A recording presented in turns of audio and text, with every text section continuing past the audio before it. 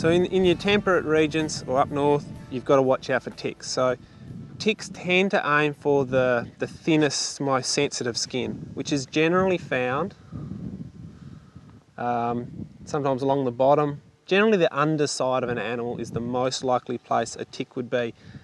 I like to run my hands along, so I might get my hand and press, and go with the hair and press and just rub, and then I'll feel a tick as I go over it. Now when you get back down here, what might be safer is just to squat a little bit and just look up into that area. So I might look up in here, just have a little bit of a look here, and I can see it's all pretty clear. Or I can come down here and I can rub her a little bit, and I'm just going to get the tail and I'm going to just sort of hold it out of the way, just have a bit of a look. Because this is quite sensitive skin in here. The skin in here is very sensitive, and it's actually probably the most likely place that a tick will go, because the thinner the skin, the better. They're not going to go through the thicker skin. So it just pays to check in and around here to make sure that there's not a tick there, but particularly on the girth area, that's probably the most important place. With the grooming, the main places that are very critical with the grooming is the square where the pad's going to go, and the strip where the girth's going to go. That is the most critical. Now the trick is with a brush is to push a little and push with a bit of downward pressure, and then go with the hair, right? So I don't go across the hair or against the hair like that. You can see that it sort of just doesn't run smoothly. They're designed to go with the hair, okay? So I go push and brush. So I go push and brush. And I find horses prefer it if you do it reasonably quickly like that, okay? So there's a reasonable speed in it, rather than just going really slowly like that.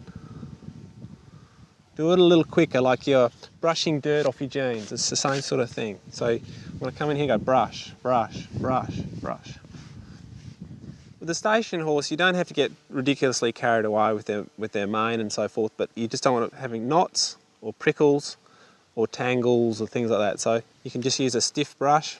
It's got stiff bristles. They've got that little bit of give, but they'll sort of work their way through the mane a little bit. Now if they do have quite a bad knot, sometimes you can use your fingers and you can just grab little pieces of hair and just pull them out like that. And if you only do a couple at a time, you can actually just get them out and not lose too much hair. And another option you do have is to use a knife. Obviously be very careful you don't cut yourself with a horse. Don't stab it into your horse, obviously, but just be very careful, and you might be able to just to work a knot out just by quietly running it through and getting the knot out, okay? Now with the tail, so when I come down here, I want to help her relax, okay? I want to help her realise that I'm okay, so I'm going to brush her a little. I stay nice and close. Yes, safer if you're close. If I'm out here trying to do it like this, she's going to feel more threatened. If I come in nice and close, okay, and I'm going to just bring it across like that. And I'm not going to be pulling on it to upset it. I'm just start brushing it a little. And then I'm going to just go up in increments. So I'm going to do the end bit, and then I'm going to go up a little bit, and I'm going to brush that, and go up a bit, brush that, and it helps me brush it out.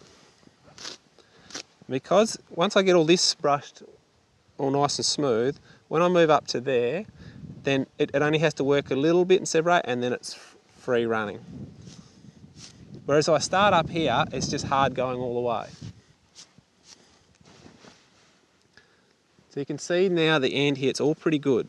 See that? And I've hardly lost any tail. What I don't want to be doing is tearing it all out, tearing it out.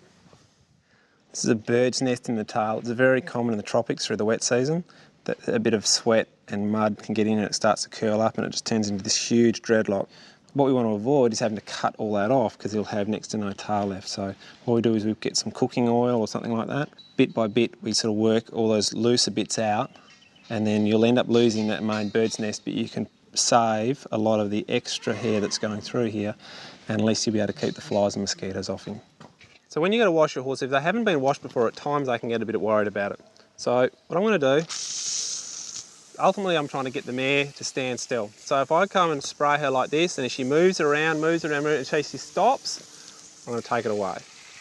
Then I'll come back in, if she moves around, she stops, I'm going to take it away. And I'm releasing and helping her stay so I can wash down. The main areas is this section where the pad was, and this section through here, right through where the girth goes. And then between the back legs a bit, they can get quite sweaty up there. So I just want to make sure that she gets nice and clean.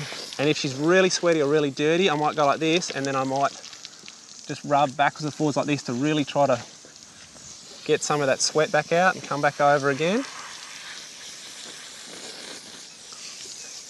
And up under this neck area, they can get pretty sweaty. So I'm going to turn this off, and I'm going to grab a scraper.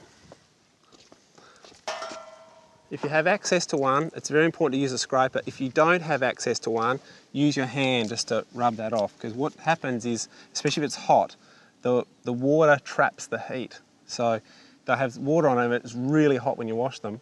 That water almost boils them underneath. So it's important to scrape with the hair.